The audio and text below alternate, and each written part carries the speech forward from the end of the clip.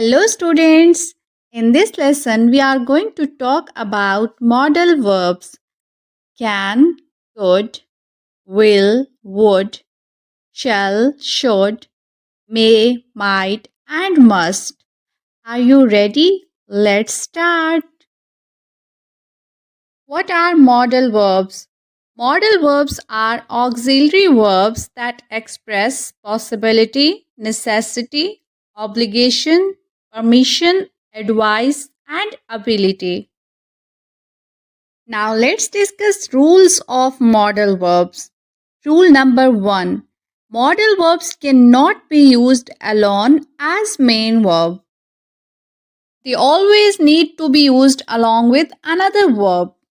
For example, I can, she must. Both sentences are incorrect. These sentences need a main verb to form a complete sentence. I can swim. She must apologize. Now the question is, why cannot modal verbs be used alone? Due to lack of clear meaning, because modal verbs alone do not convey a specific action or state. Grammatically incomplete, because modal verbs require a main verb to form a complete sentence. I hope you understand. If you have any question, please let me know in the comment box. Next rule is modal verbs do not change form.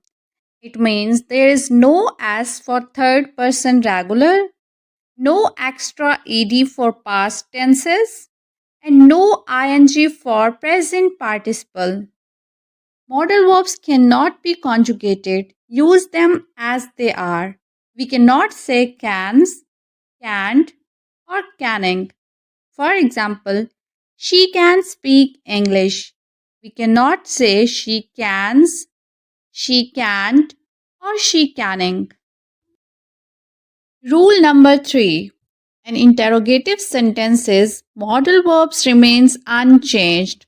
For example, can you speak English is wrong. Can you speak English is correct.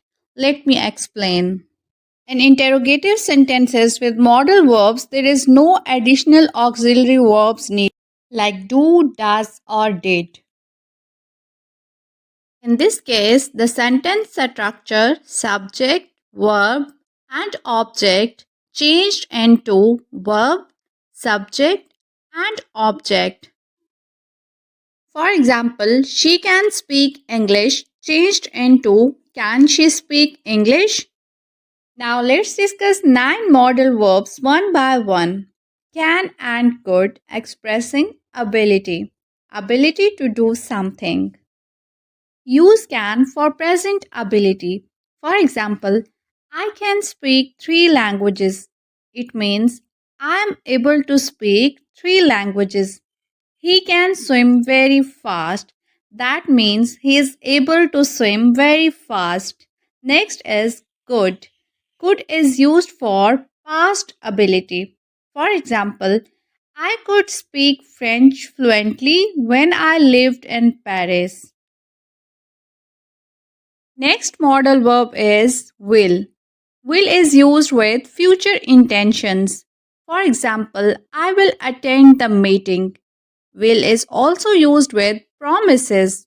I will help you. Will is used with predictions. It will rain tomorrow. Will is also used with determination. I will finish this project. Next modal verb is would. Would is used with conditional situations. For example, I would go if I had time. She would help if she could. There is a condition. I would go if I had time. She would help if she could. Would is also used with past habits, polite requests, and suggestions. For example, I would always visit my grandparents on Sunday. Would you like to join us? It's a polite request. Would you like to join us? Our next modal verb is shall. Shall is used for suggestions. Shall we schedule a meeting? Shall we go to the movie? Shall is also used for obligation. For example, the company shall provide safety training. Now moving towards should. Should is used for advice and recommendations. For example, you should study for exams. You should try this restaurant. Should is also used for expectations. For example, you should try your best. Children should respect their elders. Our next modal verb is might. Might is always used with lesser possibility. For example, it might rain tomorrow. Might is also used with uncertainty.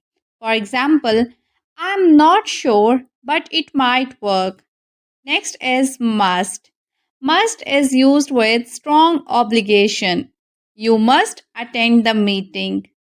Must is also used with strong necessity. For example, we must finish the project today.